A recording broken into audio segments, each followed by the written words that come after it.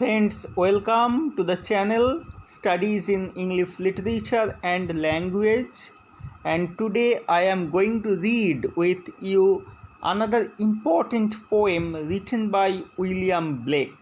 The name of the poem is The Lamb, and you all perhaps know the fact that this poem is included in almost the syllabi of all the universities of India. And now, as far as the life of William Blake is concerned, William Blake was born in the year 1757 and he died in the year 1827.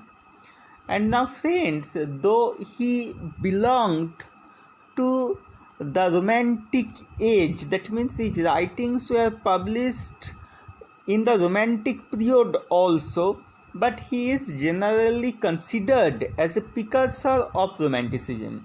And as far as the characteristics of Blake's poetry are concerned, Blake was at heart a romantic, as his way of thinking and imagining was romantic. And Blake wanted to free poetry from the fetters of classicism. Again, as far as his love of nature is concerned, it is unique, as he celebrates the rejuvenating and stimulating effects of nature in his poems.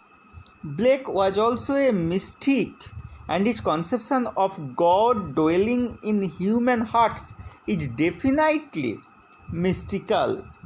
Though he was not a pantheist like Wordsworth, but he also believed that a spiritual entity resides in the hearts of human beings.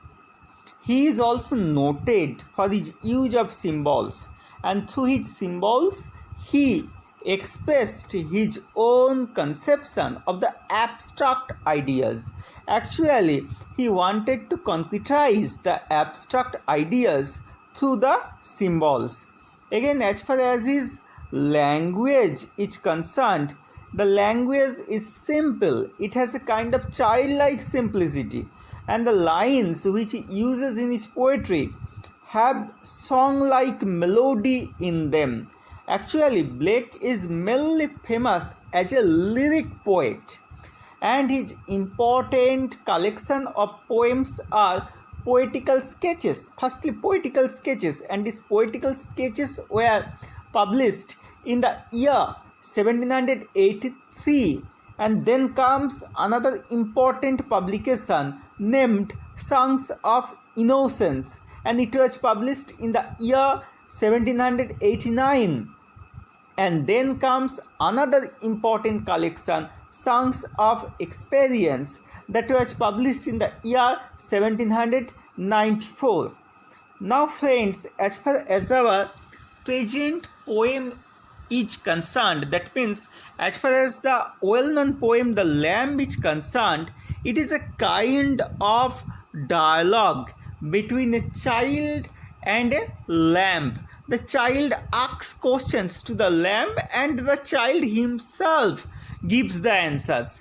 Now I am reading the poem with you, friend. Little lamb, who made thee? Dost thou know who made thee? The child is asking question to the lamb. That lamb, do you know who is your creator?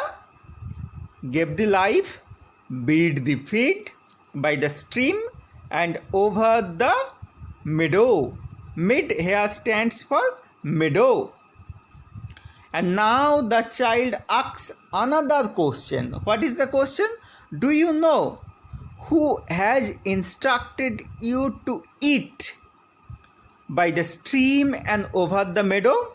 Who has given you life? Gave the clothing of delight, that means gave you a woolly dress. Do you know who has given you this woolly dress? Softest clothing, woolly bright, gave thee such a tender voice. And who is the creator of your tender, soft voice, making all the bells rejoice? And by the dint of this voice, the whole valley becomes joyous. Little lamb, who made thee? Dost thou know who made thee?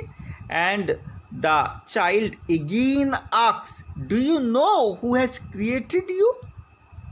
So this is a stanza of 10 lines. And what the child does here? The child asks a series of questions to the lamb about its creator. And here you will find a kind of song-like melody. Here lines are repeated. First two lines are repeated in the last.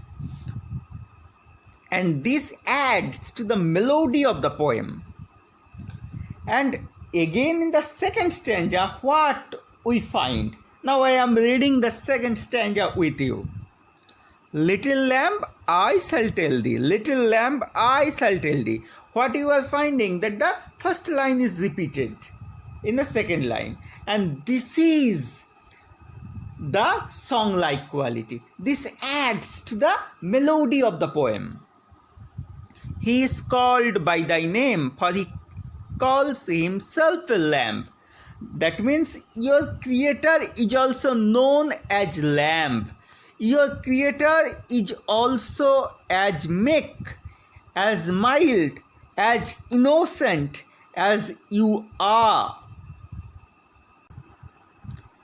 He is meek and he is mild. He became a little child. And the word little child is extremely significant in this context. By little child, here Jesus Christ is referred.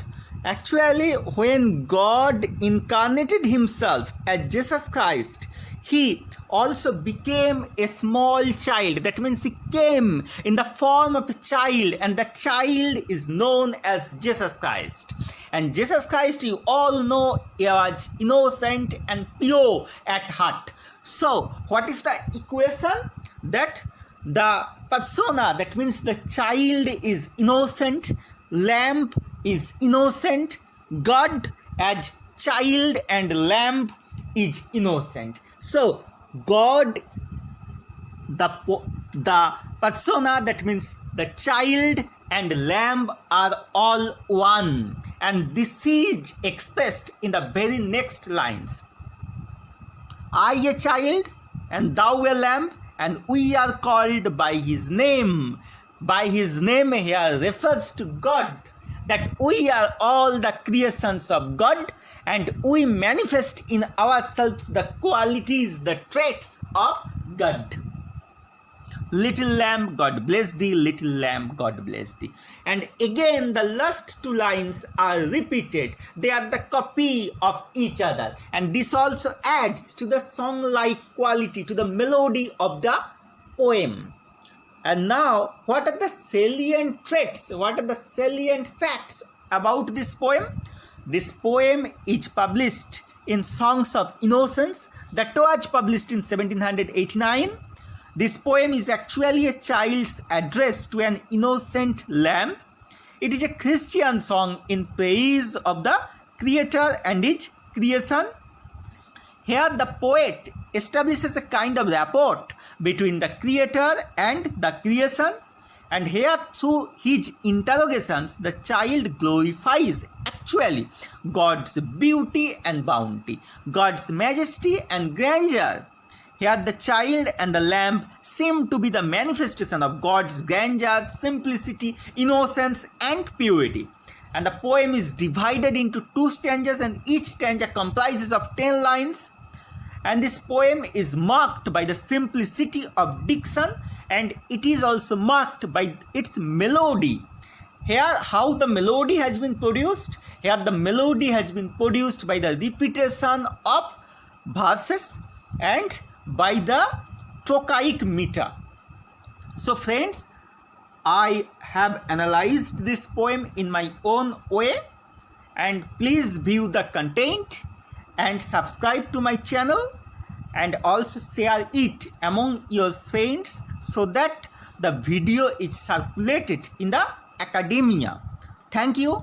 Thanks a lot for watching this video.